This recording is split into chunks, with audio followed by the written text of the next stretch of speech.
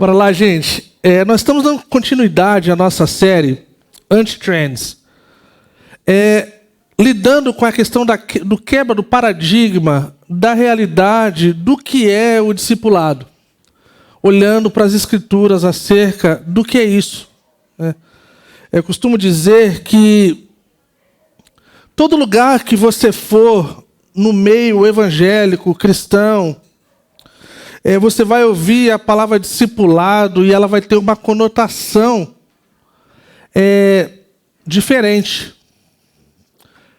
Em alguns lugares quer dizer uma coisa bem rígida, que você tem que pedir para o seu discipulador para você poder ir em algum lugar.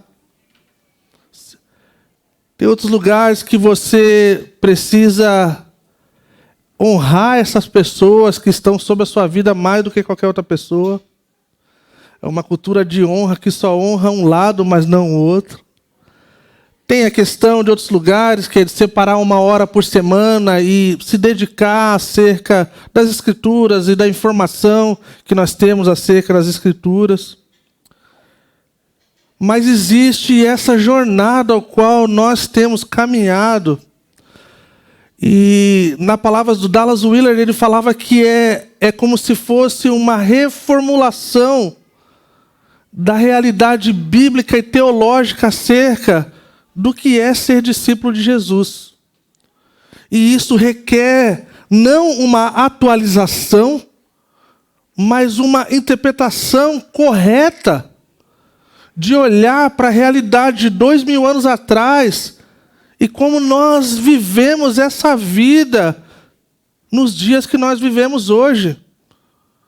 No meio da loucura e do caos da capital, no meio da coisa do falta de tempo, do trabalho desenfreado e da loucura do dia a dia. Então, gente, eu gostaria de orar mais uma vez. Eu confesso desde já, talvez esse capítulo, esse tema, talvez tenha sido o mais desafiador para mim. Talvez foi o mais que me humilhou, talvez foi o mais que me feriu, talvez foi o mais que me fez ir diante do Senhor e lembrar da responsabilidade que o Senhor colocou diante de nós, pastores e líderes. Eu gostaria de orar e pedir a graça do Senhor sobre nós. Senhor, nós nos colocamos diante de Ti, Senhor, e nós pedimos, Senhor, o nosso desejo. Toda essa série é acerca de nós sermos como o Senhor, estarmos com o Senhor, nos tornarmos como o Senhor, praticarmos as obras do Senhor. E nós precisamos da sua ajuda para isso, Senhor. Nós não sabemos fazer isso sozinhos, Senhor. Isso não vem natural para nós. O nosso desejo é do pecado, é para a carne, Senhor. Mas o Teu Espírito Santo mortifica, Senhor, a nossa carne. E nos ajuda, Senhor, a olharmos para Ti e para o Pai. E aí então os nossos corações, eles são recalibrados, então as nossas afeições, elas são direcionadas para o norte, que é o Senhor. E pedimos então, Senhor, a sua ajuda, Senhor, para a glória do Teu santo nome, Senhor. Em nome de Jesus. Amém. Então a gente começa falando de alguém que foi muito importante para a história intelectual, né, do Ocidente. A gente vê esse camarada, né, Immanuel Kant, o qual muitos de nós estudamos na escola, ou vemos na TV, ou vemos questões ligadas à questão ideológica, seja ela qual for. A gente sempre vai ver o nome de Kant de alguma forma. E a gente vê essa influência dele, que abordou questões extremamente importantes, né? Deu as suas respostas que agradaram a muitos, mas as suas respostas não foram muito boas em muitas coisas. É claro que, como todos nós temos coisas que nós acertamos e tem coisas que nós erramos, mas assim, para as pessoas que têm uma influência sobre as pessoas do mundo, a gente vê o quão benéfico e quão maléfico essas coisas se tornam, né? É engraçado que o Bill Hall, ele descreve Immanuel Kant como um homem baixinho, careca e numa vida monótona, né? Então ele tinha essa vida diferente aí. E aí então a gente vê muitos pensamentos, né, que vêm através dessa realidade, né? Ele foi esse que desenvolveu, né, para lidar essa questão com a vida, de dar sentido. Ele fala que a crença religiosa ela é subjetiva.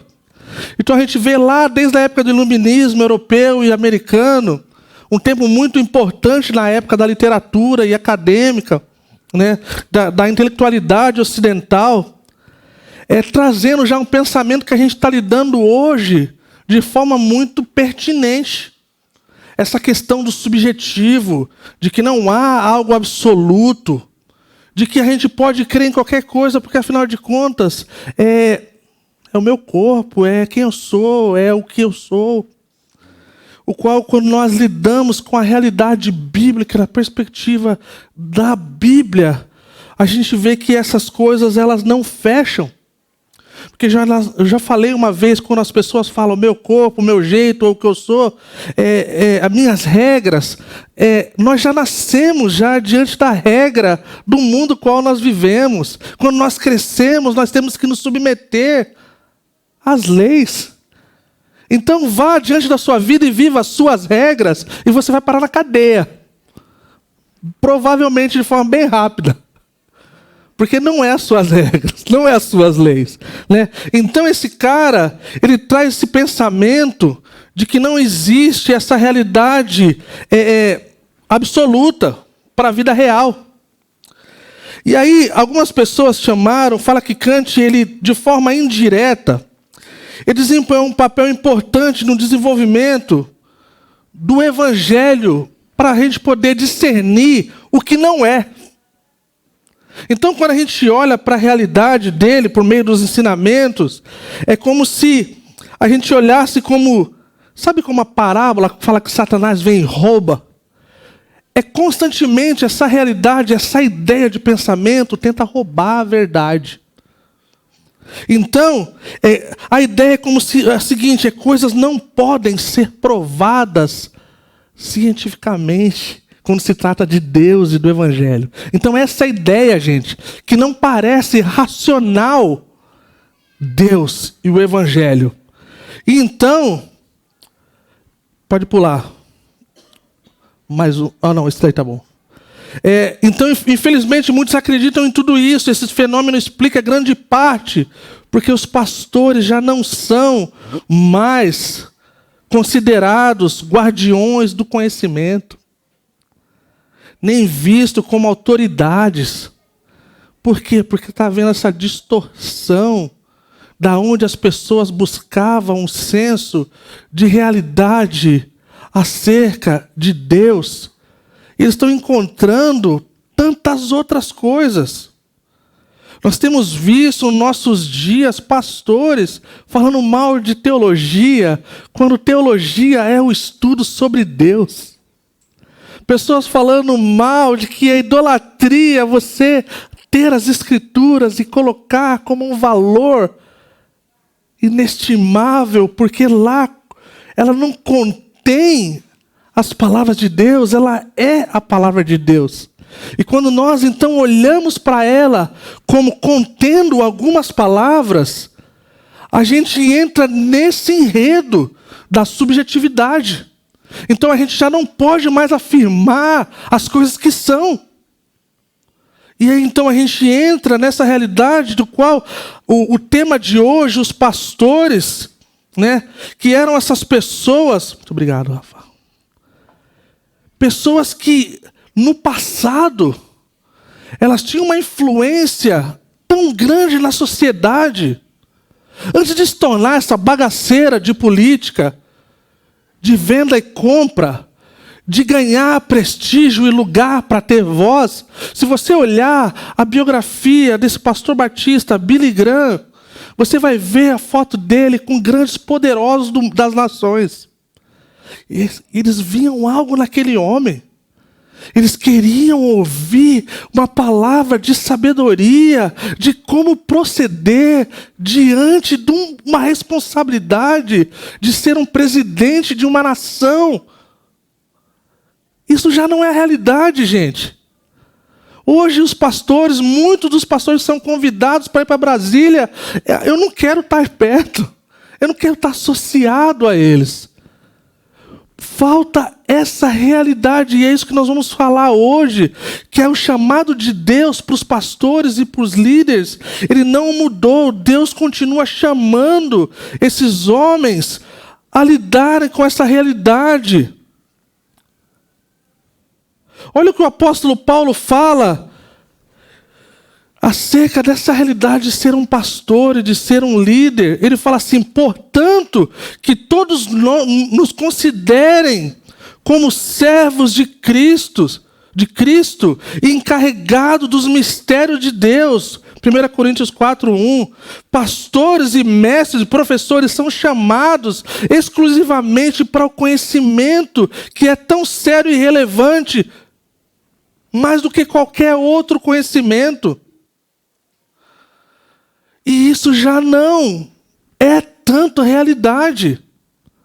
A gente já não vê mais os poderosos das nações procurando sabedoria nos líderes religiosos, especialmente dos evangélicos. Porque está faltando sabedoria. Está faltando realidade de piedade. E eu fiquei pensando, talvez eu poderia evitar esse tema. Porque, na verdade, nós temos um grupo de pastores, de presbíteros e líderes que se encaixam nessa realidade. Mas eu pensei, do outro lado, é uma garantia para vocês que quando algum de nós não estivermos nesse lugar de piedade, de santidade, de manejar bem a palavra, de estar trazendo coisas que são absolutas como subjetivas, vocês têm no favor de vocês, ao lado de vocês, vocês têm o direito de sair dessa igreja. E com toda razão. E a minha oração é que isso nunca aconteça. E nós estamos muito bem guardados e guiados, e junto com equipes de outros lugares, para que isso não aconteça. No próximo. No passado, outras instituições, escolas, governos, comunidades se juntavam para reter e transmitir esse conhecimento através das igrejas, através da liderança evangélica.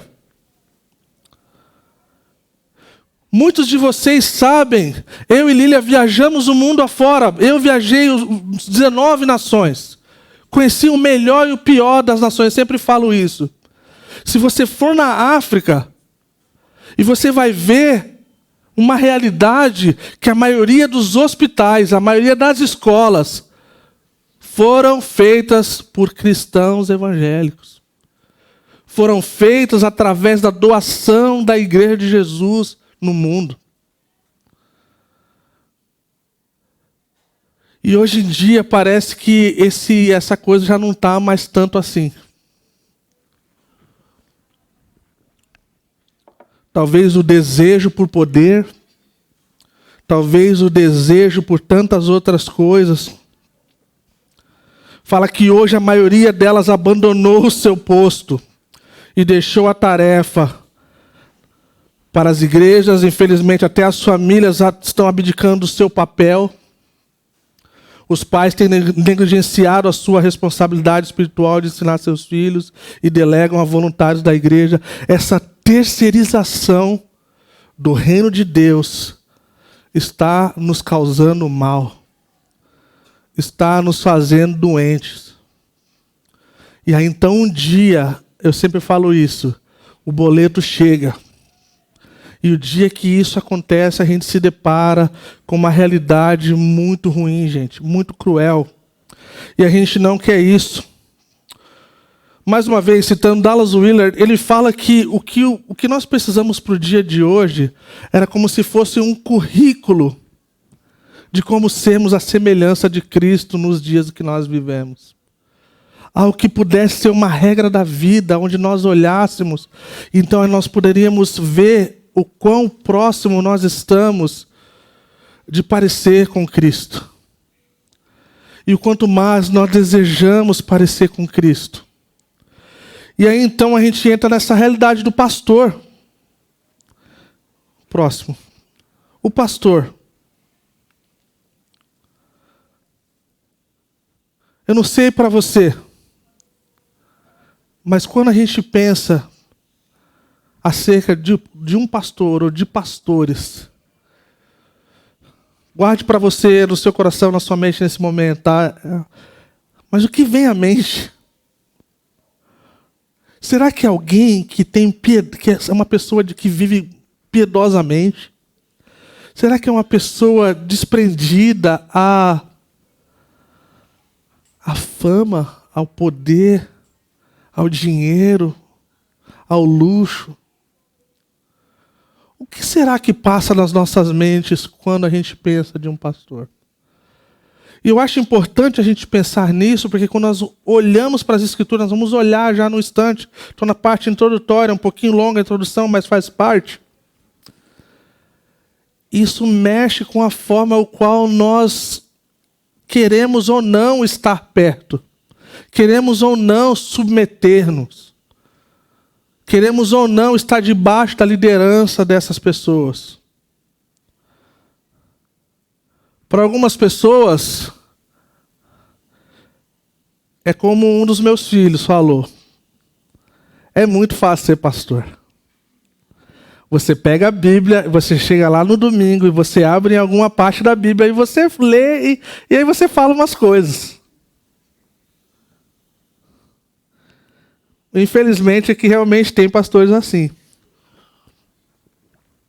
Não é o meu caso. Eu tive que mostrar um pouquinho de grego e hebraico para ela. Falei assim, cara, tem que estudar bastante para não falar besteira. Mas olha lá, gente. Então, quando você pensar no seu pastor, se você é membro da Calvary Curitiba, se você está nessa igreja, quando você pensar na equipe pastoral, essa aqui é uma das coisas que precisa permear o seu pensamento. Então, a principal função do pastor é pastorear o rebanho. Isso é lógico, né? Um pastor pastoreia. Mas assim, existem definições para isso, né? Então ele fala, alimentando os fiéis espiritualmente. Isso inclui pregar, ensinar a palavra de Deus, aconselhar e orientar os membros, liderar e administrar as atividades da igreja, orar pelos crentes e interceder por eles. Então, se você olhar daqui uns meses o job description de cada ministério, você vai ver que o da secretária executiva e do pastor estão estourando. Tem mais do que uma folha. Isso quer dizer que é bem extensa essa questão a principal função, ela se estende muito mais. Não tem horário comercial para pastor, tá? Pastor não trabalha das 8 às 5, gente. Tá? E assim vai. Olha o que a palavra de Deus fala acerca do pastor. Nós estamos falando da perspectiva bíblica acerca do pastor.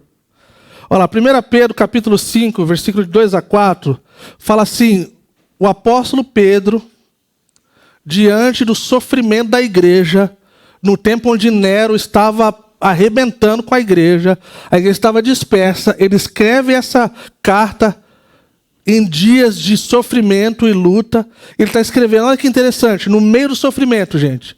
Pastoreiem o rebanho de Deus que está aos seus cuidados. Olhem por ele, não por obrigação, mas de livre vontade, como Deus quer. Não façam isso por ganância, mas com desejo de servir. Não hajam como dominadores dos que lhe foram confiados, mas como exemplos para o rebanho. Quando se manifestar o Supremo Pastor, vocês receberão a imperecível coroa da glória. Vocês vão receber a recompensa do que o Senhor falou que seria a salvação, que está guardada nos céus, que no ladrão não rouba, o ferrugem não corrói. É isso que Pedro está falando, gente, lá no 1º capítulo. Da esperança viva que nós temos em Cristo. Mas olha o que ele fala dos pastores. Não por obrigação, nem por ganância, mas com desejo de servir. Não hajam como dominadores daqueles que lhe foram confiados, mas um exemplo para todos. E uma das coisas que eu tenho orgulho da Calvary Curitiba é que a nossa história, ela foi criada através dessa realidade.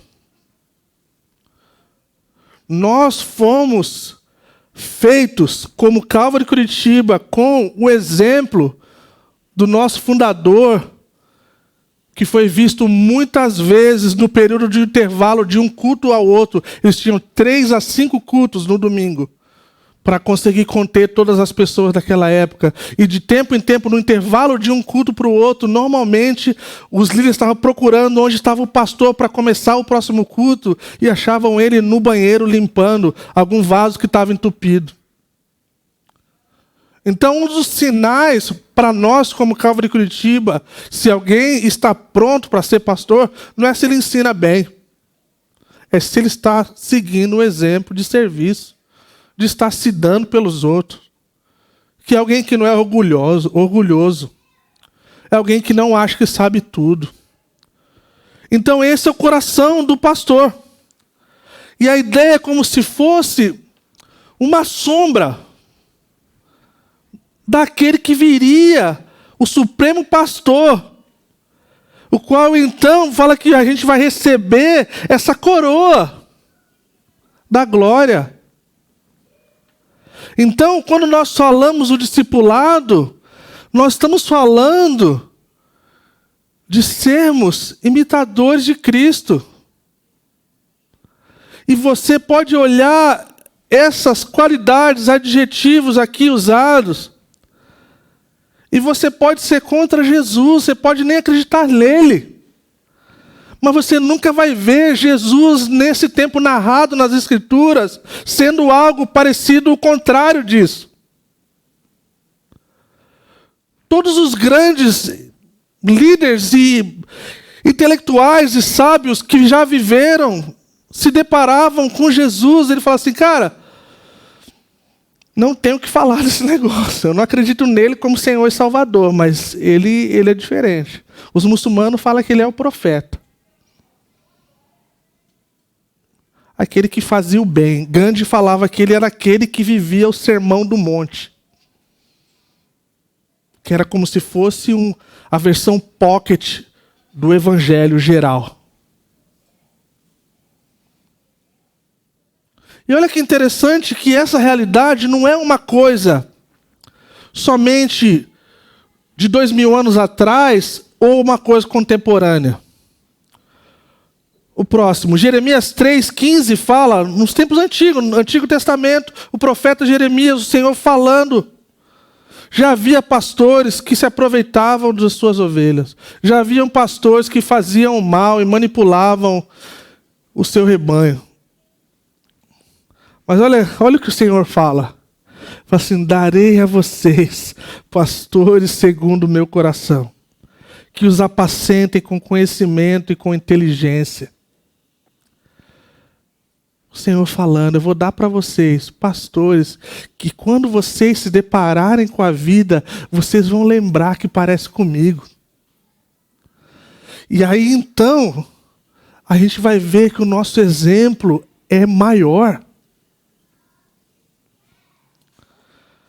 O próximo, Atos 20, 28, fala assim, cuidem de vocês mesmos e de todo o rebanho sobre o qual o Espírito Santo os colocou como bispo, pastores, líderes para pastorearem a igreja de Deus, que ele comprou com seu próprio sangue. Então, muitos pastores e líderes perderam o temor dessa realidade, gente. Fala que ele comprou com seu próprio sangue. Jesus morreu pela sua noiva. Ele morreu pela sua igreja. E quem se meter com ela, vai lidar com justiça. Vai ser lidado com justiça. Vai ser lidado com a forma mais justa possível que a gente pode ver. É como se nós, pais, temos as nossas filhas, e que nós não sabemos nem como reagir só de pensar se alguém fizesse mal para elas. Só que a gente tem um supremo Pai que sabe o que fazer, que sabe como julgar, que sabe como fazer justiça. E a Bíblia fala que nada passa batido aos olhos do Senhor. E isso aqui gera um santo temor. Então, a gente começa a caminhar nessa transição de podermos entender o papel dos pastores e dos líderes. Talvez um dos versos mais chave acerca do Novo Testamento, acerca da realidade dos ministérios. E é um texto usado como base para qualquer coisa que a gente venha fazer na igreja. Efésios 4, 11, 12 é um texto muito famoso. Fala assim: assim o próprio Cristo deu os apóstolos, os profetas, os evangelistas, os pastores e mestres. Olha para quê? Para uso próprio, para ganância, para o luxo, para manipular, para fazer o mal. Não, gente. Olha para que é. Para equiparem ou aperfeiçoarem o seu povo para as obras do ministério. Para que o corpo de Cristo fosse edificado. Então, essa é a realidade de que Deus nos coloca como pessoas responsáveis de alguma forma na capacitação dos santos, para que cada um possa servir e viver de uma forma como cada parte do membro do corpo, em harmonia, se juntando como corpo, qual Cristo é a cabeça, e vivendo para a glória dele. Esse é o papel. Então, quando nós chegamos aqui, todo domingo, ou toda terça, quarta ou quinta, diante dos grupos de conexão, ou alguns workshops, seja o que for, o nosso desejo como pastores dessa igreja é poder ser um instrumento de Deus na sua vida, para que você possa ser edificado, para que você possa ser abençoado e para que você possa fazer o mesmo. Para que você possa ter uma consciência de que o nosso desejo é parecer com Cristo, não é parecer com mais ninguém, nenhum outro nome. Por melhor que sejam, talvez, pessoas o qual nós nos inspiramos ou vemos como algo que merece um respeito. Mas nosso desejo é parecer com Jesus. E aí, o dia que isso se tornar carne para nós, o dia que isso se tornar verdade para nós, gente, a gente vai estar vivendo uma coisa muito preciosa, de que só a igreja mais pura, na sua essência, conseguiu viver. A gente vai ver que o trabalho ele é importante, mas a partir do momento que ele se torna um Deus para a gente, ele já não está servindo o que deveria servir, como uma ferramenta. Assim é o dinheiro, assim é todas as outras coisas. Então, quando nós já não temos amor pela comunidade, nós não temos o desejo de estar com os irmãos e com as irmãs, quando nós não temos o desejo de servir o Senhor, talvez a gente precisa fazer uma avaliação, um check-up do nosso coração. Porque alguém que tem Cristo como Senhor, ele precisa parecer com o seu Senhor. E alguns de nós, a gente consegue pensar um pouco disso, é quando nós falamos assim: nossa, fulano é a cara do pai, fulano é a cara da mãe, ou fulano parece, do jeito que fala parece fulano, parece Beltrano. E alguns de nós carregamos isso do bom e do ruim. Né? Tem coisas que nós odiamos se parecer com pessoas acerca dos nossos pais, que talvez se trata de pecado ou coisa do tipo. Mas, no geral, eu estou falando da beleza da coisa, gente. É muito precioso saber, tipo assim, caramba, fulano parece com Beltrano, essa pessoa fez bem. Essa pessoa estava acostumada a fazer bem. Então, gente, Então, uma das razões o qual nós temos a oportunidade, como liderança e como pastores, é de termos o microfone na mão, dominicalmente. É uma boa oportunidade. Próximo. Dr. Martin Lloyd Jones, ele falava que a pregação é a atividade mais incrível e mais emocionante em que alguém pode se envolver, por causa de tudo que ela reserva para todos nós, no presente e por causa das gloriosas possibilidades infinitas em um futuro eterno. Eu amo isso, gente. É uma coisa que eu tenho paixão. É de poder abrir as Sagradas Escrituras e poder explicar e poder ver pessoas passando, e quando se passa um tempo, e poder olhar para trás e falar assim, cara, eu avancei nisso aqui. Ah, eu era assim uns meses atrás, mas agora eu já não sou mais, eu avancei aqui. Ah, o Senhor está me transformando aqui, eu estou entendendo isso aqui. Ah, o meu casamento melhorou muito. Ah, a minha vida com o Senhor melhorou muito. Ah, eu era explosivo, agora eu estou muito menos. Ah, eu era covarde, agora eu tenho coragem. E tantas outras coisas. Ah, eu tinha essa necessidade de ser aceito ou aceita, mas agora o Senhor me aceitou. E assim, a opinião dos outros não vai me paralisar, porque a do Senhor é mais importante. Mas a gente precisa lidar com uma realidade que não temos como negar para que isso aconteça. São as distrações.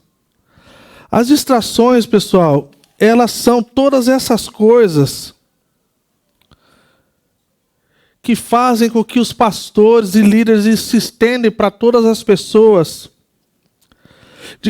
Eu vou colocar nós aqui por uma questão, tá, para não falar eu, mas pastores e líderes e pessoas normais estão sempre lutando com essa realidade, né, de decidir como utilizar o tempo. Pode colocar o próximo, Mike. Da melhor maneira possível. É uma realidade. Como nós podemos usar o nosso tempo da melhor forma possível. Alguns de nós compramos um planner que ele dura 1 mês, e depois ele vai lá para a mesinha e coisa do tipo. Alguns de nós somos extremamente focados, nós temos as nossas notinhas que nós colamos em algumas coisas. Outras são totalmente tecnológicas, nós temos os alarmes que jogam para a gente lá quando a gente tem que fazer algumas coisas. Mas as distrações, o pastoreio é um tipo de trabalho que traz uma necessidade de fazer escolhas o tempo todo, gente. Porque o tempo todo a gente tem possibilidade de estar fazendo outras coisas. Não é verdade? Então essa reformulação que nós estamos fazendo, ela tem que mexer com a nossa realidade como igreja, né? O Bill Hall, ele chama de uma revolução interna que se expressa de forma externa. Por que é uma revolução? É porque nós estamos tendo a necessidade de olhar com uma interpretação correta. Nós somos ensinados, eu falei isso algumas vezes, nós somos ensinados de forma errada. E pode ter sido o melhor pastor, o melhor mestre, se ele não nos trouxe essa realidade de que ser um seguidor de Jesus requer estarmos com Ele, nos tornarmos como Ele e praticarmos as suas práticas, nós precisamos de uma reformulação. E eu vou falar, eu viajo o mundo por aí. Hoje trabalho com pastores da região sul do país e agora na perspectiva do Brasil como Calvary Curitiba e Calvary Global. Está em falta essa realidade. Pastores têm terceirizado essa realidade por causa do crescimento. Outros pastores, de forma muito medíocre, levam essa realidade como algo que não é necessário. Então eles são pastores de igrejinhas de 10, 15, 20 pessoas, o qual deveria ser uma igreja de centenas de pessoas, mas não quer dar o trabalho de lidar com a vida diária da igreja. E a vida diária da igreja é trabalhosa. Alguém me perguntou um tempo atrás, falou assim, Cacá, quanto tempo assim você gasta de aconselhamento semanalmente? E eu falei assim, cara, isso varia. mas assim, dependendo do assunto, 1 hora é mais que o suficiente para te deixar uns bons dias aí cansado. Muitas vezes o horário diferente, muitas vezes pode ser de 1, 2 a 10, varia.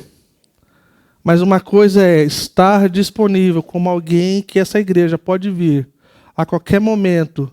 E se nós, por acaso, não pudermos, naquela hora ou naquele tempo, a gente vai falar que a gente não pode. Então, até uso como um pretexto aqui para poder dizer que vocês não precisam agir como você não pode entrar em contato conosco, porque nós temos crianças e nós temos prioridades, tá? Nós temos crianças, sim, nós temos prioridades, sim, mas parte da nossa prioridade é pastorear o rebanho de Deus. Então, isso vem de você também.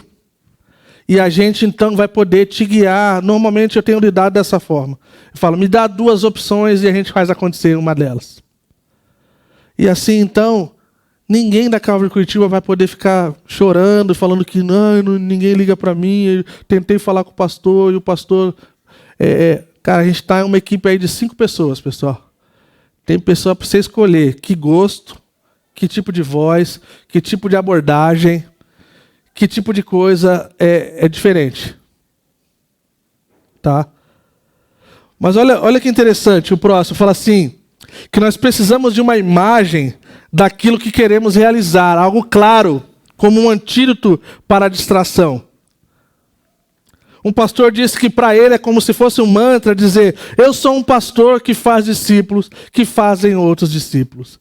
Então ele é lembrado disso toda hora, em todo tempo. Ele coloca no seu celular para despertar. Ele coloca na frente do seu espelho toda vez que ele acorda de manhã, está lá. Ele coloca na geladeira e ele fala assim, essa é a realidade. E alguém disse, gente, e é importante para que a gente saiba, uma das formas de a gente ter um entendimento correto do que é o discipulado de Jesus, essa questão do aprendizado de Jesus, é que sabe quando nós temos sucesso acerca disso? Não é quando a igreja está abarrotada, estourando e coisa do tipo, ou quando a gente está super bem financeiramente, que a gente tem para fazer um monte de coisa do tipo. A gente tem usado o termo agora, 3ª, 4ª geração. O que é 3ª, 4ª geração? É quando as pessoas que eu estou discipulando estão discipulando outras pessoas e essas pessoas estão discipulando outras pessoas. Isso quer dizer que nós estamos acertando e tendo sucesso. Então, por que eu estou falando essas coisas para vocês? Nós estamos nesse momento, nesses últimos 3 anos, de formatação dessa coisa.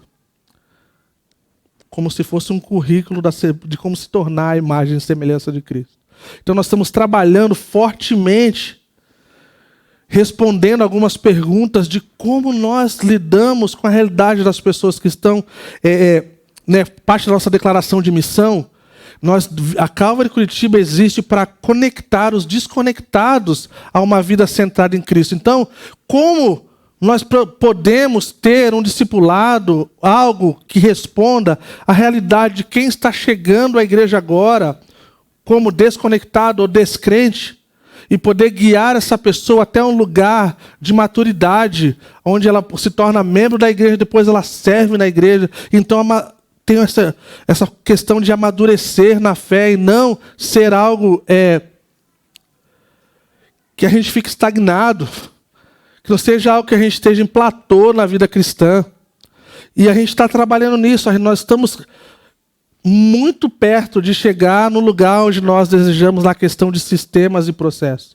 Nós estamos trabalhando em cima do caminho do discípulo, que é de poder direcionar as pessoas que estão chegando a esses lugares de conhecimento das Escrituras.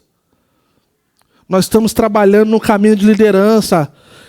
Cara, a pessoa tem um chamado, a vocação para ser um líder. Como essa pessoa vai ser guiada e treinada para chegar nesse lugar? E, gente, a gente está começando a tocar na superfície, gente. Mas a gente está muito feliz com o resultado que a gente está começando a ver, simplesmente de ver algo acontecer. Então, alguns dos nossos pastores vão começar a se reunir com um microgrupo, pessoas, 2, 3 pessoas, E o nosso desejo é que essas 2, 3 pessoas comecem a fazer com outras 2, 3 pessoas. E quem sabe os nossos grupos de conexão, a gente tenha todo mundo sendo desafiado a parecer com Cristo e ter a vida cristã, servindo o Senhor, crescendo no Senhor, atingindo uma maturidade de fé. Então todos nós precisamos, e isso não está selecionado a um grupo de pessoas, de pastores ou missionários, nós precisamos adotar esse estilo. E por muito tempo, gente, eu sinto o meu coração partido de eu tenho que ser a pessoa de dar a notícia para nós que, de alguma forma, a nossa vida é cristã, se nós já estamos na vida cristã há 10, 15, 20 anos e a gente não conseguiu fazer discípulos de Jesus Cristo. Quando Mateus 28 nos comanda a não só ir, mas continuar indo, proclamando o Evangelho, ensinando as pessoas, batizando.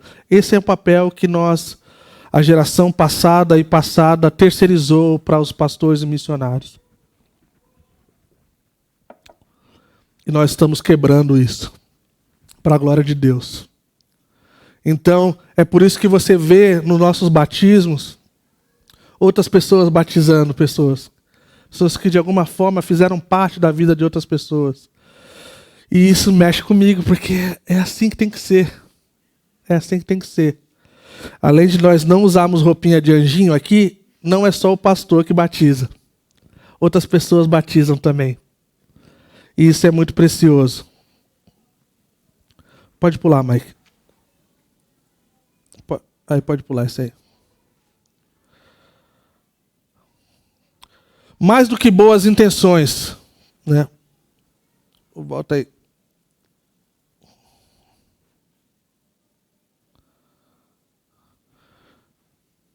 Opa, aí, meu brother.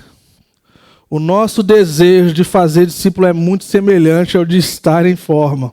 Eu bem sei. De nos alimentarmos bem, de dormir bastante e de desenvolver uma agenda menos estressante. O desejo existe, mas sem um plano isso não acontece, gente. E é duro. É duro ser gordo. Falo por mim, falo de mim mesmo, por mim mesmo. Tá? Cada um responde diante do Senhor. Mas a minha vida é dura. Uma paixão pela Coca-Cola sem igual. Já amarrei, joguei fora, repreendi, mas sempre volta.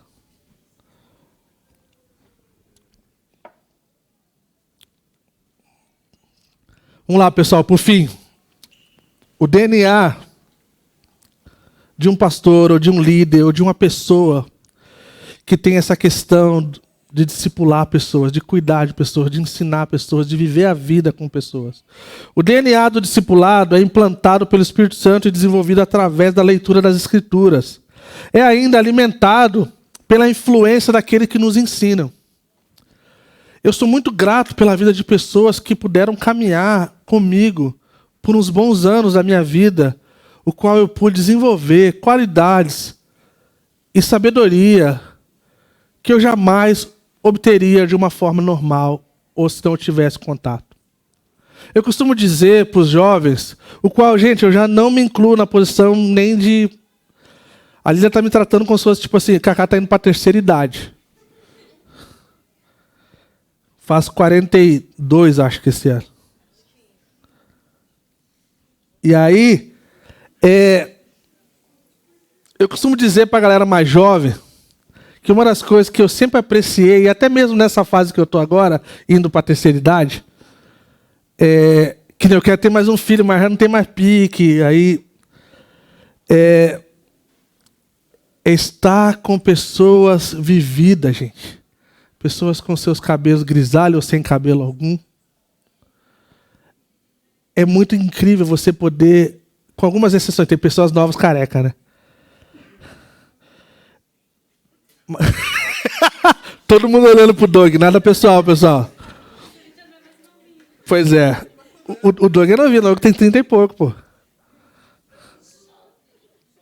Mas não é mais jovem. Olha lá. O espírito de velho. Gente, existe algo precioso acerca da vida quando nós sentamos com pessoas que viveram a vida muito bem. Ou até mesmo não muito bem, mas que são um exemplo para que a gente não faça o mesmo. E a gente aprende sabedoria. A gente aprende coisas que nós jamais aprenderíamos se nós estivéssemos vivendo com a mesma galerinha que a gente gosta de andar. Chega uma hora que a gente fica estagnado na sabedoria dos amigos. A não ser que esses amigos sejam muito pessoas de livros. Então, eu não sei se era porque eu sempre tive meio cara de velho, mas teve uma época que a gente estava aconselhando um casal de velho, eu e a Lília. E aí, então, no final da conversa, a moça pergunta assim, mas quantos anos vocês têm mesmo? Aí, tipo assim, 25. Aí, tipo assim, para que fui me aconselhar com um casal de jovens? Então eu falei assim, acho que eles achavam que a gente tinha 50, né? Tipo assim, uma coisa desse tipo. Mas, gente, nós somos influenciados de forma muito positiva, gente. Se a gente souber usar dessa sabedoria que nós temos, oportunidades. Eu falo, nossa comunidade é muito dotada de muita coisa boa, gente. Muita gente inteligente na nossa comunidade. Muita gente muito bem nas suas profissões. Muita gente que sabe viver a vida de uma forma muito interessante. E nós podemos, então, viver essa vida de aprendizado. Próximo. Eu sou suspeito para falar acerca de livros. Que eu já falei para vocês, a maior parte da minha vida no ministério, gente, mais do que 1/3 do que eu ganho, sempre foi gasto em livro, em material, e coisas que eu pudesse aprender. Porque imaginar estar numa situação onde eu não estou crescendo me dá medo. Porque eu amo essa questão de querer saber mais do Senhor. É como assim, cara, eu quero ser crente de verdade. Eu quero parecer com Jesus de verdade. Eu quero gastar a minha vida com Jesus de verdade. E quando eu olho para trás, eu falo assim, cara, metade da minha vida já foi gasta com Jesus. Tipo assim, vitória. E agora, essa vida que eu tenho pela frente, eu quero ter minha vida gasta com Jesus, cara. Eu quero. E como seria pra gente, como igreja, de falar assim, cara, a gente quer gastar a nossa vida, cara, com Jesus, cara. Porque um lembrete para nós de tudo que nós fazemos na nossa vida, gente. Só o que nós fazemos para Cristo vai permanecer. Imaginem, de tudo que a gente faz na vida, gente. Só o que for feito para Cristo vai permanecer, cara. Então, ou a gente toma um rumo e fala assim, cara, eu vou viver aquela coisa que o apóstolo Paulo falou, que seja o comer, o beber, o vestir, o falar, eu vou fazer para a glória de Deus. Ou a gente vai gastar a nossa vida com palha, que queimou e já era. Então, gente, a gente tem muitas oportunidades de livro hoje, gente. Então, se a gente for parar para pensar no tempo que a gente tem gasto para poder saber mais sobre Jesus, de poder parecer mais com Ele, a gente vê que há um déficit aí muito grande. Próximo. Um pastor falou assim, que um pastor que faz discípulos, ele tem uma visão para discipular cada pessoa na sua igreja, uma determinação para fazer isso e acontecer, um sistema para sustentá-lo. E eu posso falar com grande convicção, gente, que a gente tem um sistema para sustentar esse negócio, gente. A gente tá indo nesse caminho, gente. A gente está indo. A gente vem trabalhando nos últimos 3 anos e pouco aí, gente. E a gente está tocando na superfície, como eu falei, cara. E vai ser precioso demais poder começar a ouvir testemunhos de que o Senhor tem derramado graça sobre nós, para que a gente possa viver uma vida que honra o Senhor através da comunidade, dos relacionamentos internos e externos, para a glória de Deus. Então, o que é esse DNA que o Bill Hall fala no livro, né, do discipulado ou do discipulador? Como eu falei, a gente não é batista nem presbiteriano, então a gente não precisa usar os 3 pontos, tá? Então aqui vai ter mais ponto do que 3, tá? Olha lá, a primeira prioridade de um pastor e líder é garantir que cada membro da igreja cresça e se torne um discípulo maduro e reprodutor, que faça outros discípulos. Então, gente, isso é um desafio para nós. Nós precisamos de algo divino que nos transforme para que a gente possa viver essa realidade. E se depender de mim e da nossa equipe pastoral, nós vamos até o fim nesse negócio. Nós estamos dando prioridade para isso. Nós gastamos agora, vamos gastar. Domingo que vem o pastor Rodrigo termina com o último capítulo, o fim. 8 domingos gastamos nessa questão, dessa realidade, mas tudo que está acontecendo ao redor do que você talvez nem imagine, da Calvary Curitiba, está sendo permeado por essa realidade de sermos discípulos que fazemos discípulos que fazem discípulos. O segundo é que cada pessoa chamada à salvação é chamada para o discipulado, é chamada para viver essa realidade. Então não tem como sermos salvos e não dizer sim para Jesus, para o convite de seguir Jesus e de negar a nós mesmos e carregarmos a nossa cruz. Não há essa realidade. Se nós estamos vivendo dessa forma, nós estamos vivendo no engano. Terceiro, o Evangelho espera que todos os discípulos façam outros discípulos. Não importa se você é introvertido, extrovertido, fala muito, fala pouco. O que importa é se Cristo é o teu Senhor. Se Cristo é o seu Salvador. Se Cristo é aquele que é tudo para você. Você vai ter alguma coisa que parece com Ele. E as pessoas falam assim, cara, aquela pessoa, ela é diferente. Ela age com uma bondade diferente. Ela age com um carinho diferente. Essa pessoa, ela... E a gente já ouviu essas histórias, gente. Pessoas que foram abraçadas durante o culto e foi como se Deus estivesse abraçando ela. Foi pessoas que receberam uma palavra de encorajamento, uma mensagem celular. E fala assim, cara, o Senhor falou comigo naquele dia. E tantas outras coisas.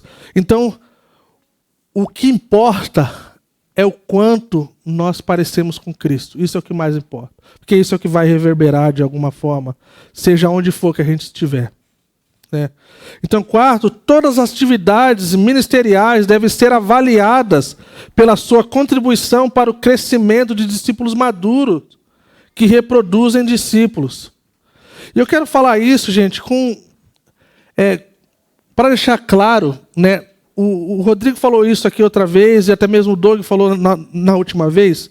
Nós temos uma grande dificuldade devido a tantos exemplos ruins que a gente já ouviu. Então, alguns de nós, quando nós ouvimos a palavra multiplicar ou reproduzir, dá um negócio em algum de nós, né? Porque tiveram, sim, movimentos muito horríveis no Brasil, como G12 e tantos outros. Que não é disso que a gente está falando. O que a gente está falando é na perspectiva bíblica que um discípulo que é discípulo de Jesus precisa fazer outros discípulos. E esses discípulos precisam fazer a mesma coisa. Então, essa é a avaliação de um sucesso. Tá? Então, nós não desejamos, não tem esse negócio de bater meta, de dobrar, esse negócio aqui não tem essa. Só tem negócio assim, cara, vamos ser fiel junto? Bora lá. Tá? Então, ponto 5, o método deve ser a forma como Jesus, olha a régua, Jesus pessoalmente fazia discípulos que fazem outros discípulos. Como Jesus fazia? A gente está estudando. Logo, logo estamos voltando para o Evangelho de Marcos e vamos ver mais um pouco. 6. O sucesso deve ser medido não pelo número de discípulos que são feitos, mas pelo número de discípulos que fazem outros discípulos. E isso é o que nós estamos em busca de ver. Tá, gente? É nós fazendo discípulos e essas pessoas, a outra geração, fazendo a mesma coisa. E aí então, quando nós começarmos a ver a terceira e quarta geração fazendo isso, eu tenho certeza que a gente não vai estar mais aqui nesse lugar, na Costa Rica 53. Porque a gente vai estar vivendo o que Jesus gostaria que o seu povo estivesse vivendo. Amém? 7. Nossas igrejas existem para fazer discípulos que são um presente de Deus para o mundo. Isso é muito lógico, né, gente? Mas tem um povinho que se fala o nome de Deus que não é um presente para o mundo, gente. Eles são uma praga para esse mundo. É de verdade. Mas que aqui o povo da Calvary de Curitiba, você que está visitando o pessoal da Calvary de Curitiba, é um presente de Deus para esse mundo, tá, gente? Se a gente ficar sabendo que eles não são um presente, a gente dá um jeito aí de embrulhar. E mandar para outra igreja lá. 8. O objetivo final de fazer discípulos é uma revolução mundial, gente. É isso que aconteceu. É isso que aconteceu quando um povo se reunia para viver para a glória de Cristo. O livro de Atos usa o termo, né? Balançaram o mundo, sacudiram o mundo, colocaram o mundo de cabeça para baixo. Aí os sinônimos, tem a versão da quebrada.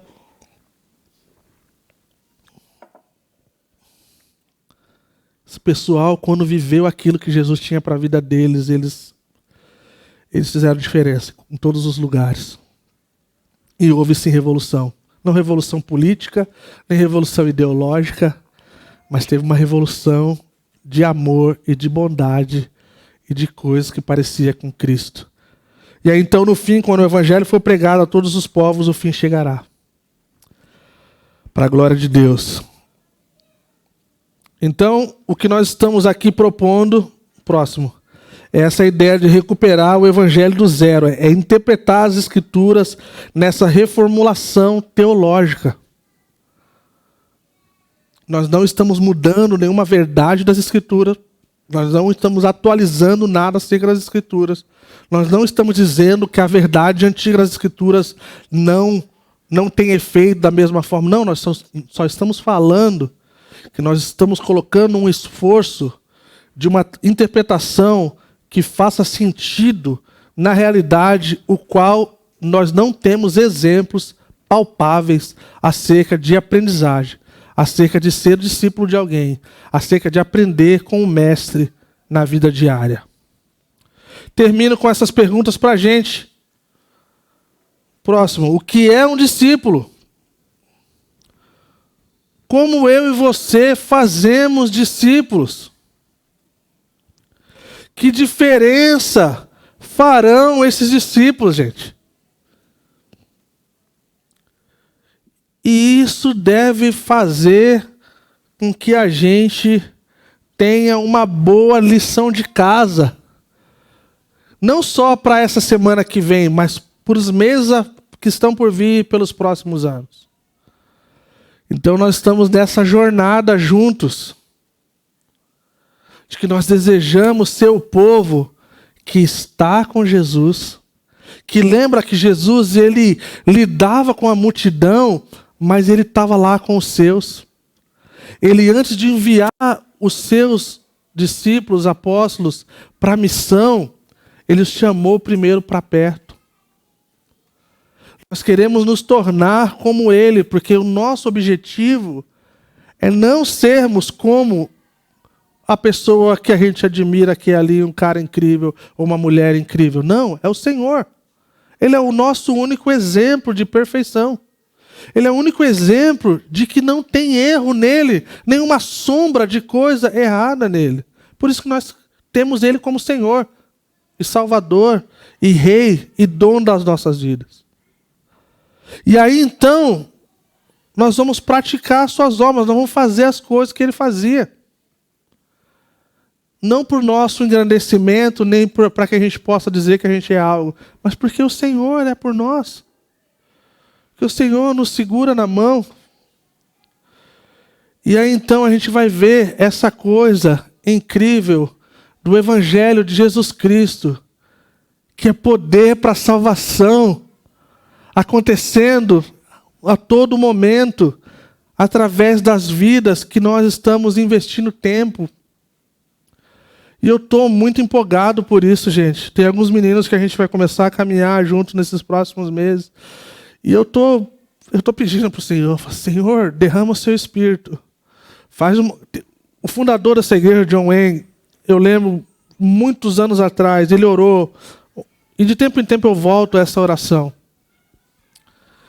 E eu lembro que ele orava e eu peguei aquela frase, e era a frase que de tempo em tempo eu volto. Ele falava assim: Senhor, faz uma obra que só o Senhor pode fazer, que o Senhor possa mover no nosso meio como algo que só o Senhor pode fazer e nenhum homem possa reproduzir. Porque se o Senhor fizer isso, Senhor, vai ser a obra do Senhor. Então, gente, nós estamos encerrando no próximo domingo essa série, mas esse tema vai ficar cansativo. E eu estou ok com isso. E eu só espero que esteja cansativo o suficiente que faça com que a gente possa agir de alguma forma. E as últimas palavras, antes da gente orar, eu gostaria de que a gente meditasse em algumas coisas. Para a maioria de nós que fazemos parte do grupo de conexão, nós vamos ter algumas perguntas que nós vamos lidar, tá?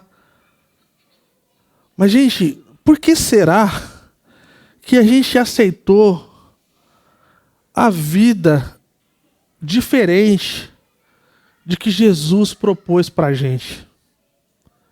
Por que será que a gente se colocou diante de uma coisa assim, que talvez de um conforto, de que já não parte o nosso coração algumas coisas? E aí então a gente olha como está tudo bem quando não deveria estar bem, né? Como falam paz, paz quando não há paz. E o que a gente precisa fazer para que isso mude? Eu amo ver novas pessoas na igreja, porque essas pessoas nos desafiam, gente. Essas pessoas, elas querem Jesus. Porque elas já estão cansadas do mundo que elas estão vivendo.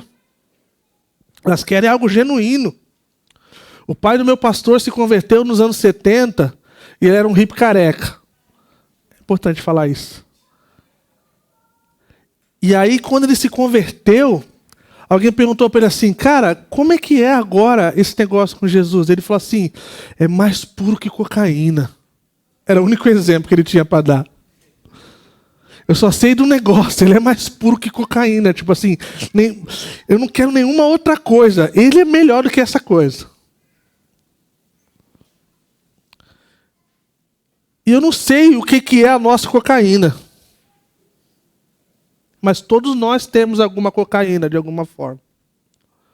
Alguns de nós chama sexo, alguns de nós chama prazer, alguns de nós chama cobiça, alguns de nós é um monte de coisa. Mas seja qual for a nossa cocaína, Jesus é melhor, é mais puro e mais belo. Amém? E para aqueles que sofreram debaixo da mão de pastores que não representaram Jesus, que não fez bem para a sua vida, quer dizer que o seu maior exemplo é Jesus.